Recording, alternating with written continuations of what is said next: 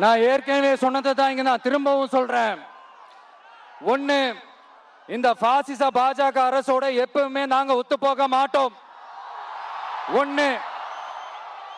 ரெண்டாவது, இந்த திமுக அரசு மாதிரி அண்டர் கிரவுண்ட் டீலிங் மறைமுக உறவுக்காரர்களா இந்த பாஜகவோட எப்பவுமே நாம இருக்க மாட்டோம். ரெண்டு.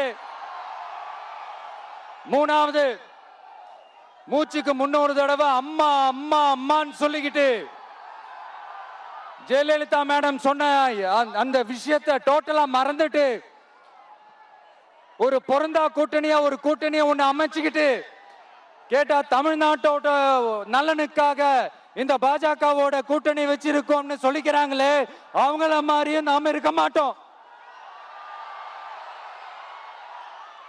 இல்ல, நான் தெரியாம தான் கேக்குறேன்.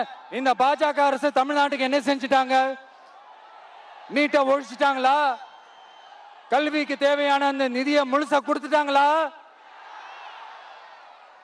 இல்ல, தமிழ்நாட்டுக்கு தேவையான எல்லா விஷயங்களையும் தான் சரியா செஞ்சிட்டாங்களா?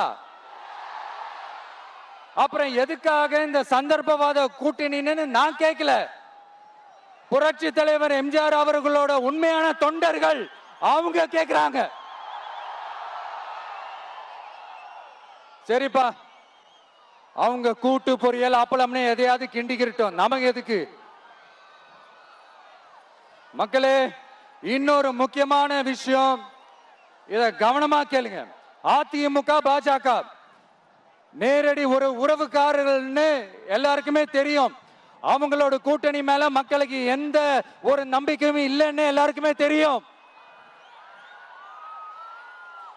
ஆனா அட் த சேம் டைம் இந்த திமுக குடும்பம் இந்த பாஜகவோட அண்டர் கிரவுண்ட் டீலிங் மறைமுக உறவுக்காரர்களா இருக்காங்கன்றது தயவு செஞ்சு மறந்துடாதீங்க. வரப்போற தேர்தல், அடுத்த வருஷம் வரப்போற தேர்தல்ல நீங்க திமுகவுக்கு ஓட்டு போட்டீங்கன்னா அது பாஜகவுக்கு ஓட்டு போட்ட மாதிரி.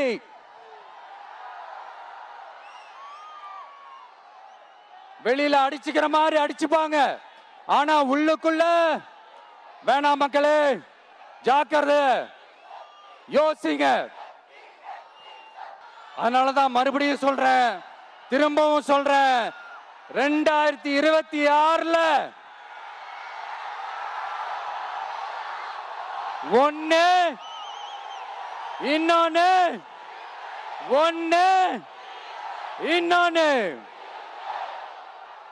அதாவது ஒண்ணு, மாபெரும் மக்கள் சக்தி கொண்ட எளியோரின் குரலா இருக்கிற களத்துல இருக்கிற டிவிக்கு, இன்னொன்னு கொள்கை என்ற பேர்ல மக்களை ஏமாத்திக்கிட்டு கொள்ளையடிச்சுக்கிட்டு தமிழ்நாட்டை ஏமாத்துற இந்த டிஎம்கே. இந்த ரெண்டு பேருக்கு நடுவுல தான்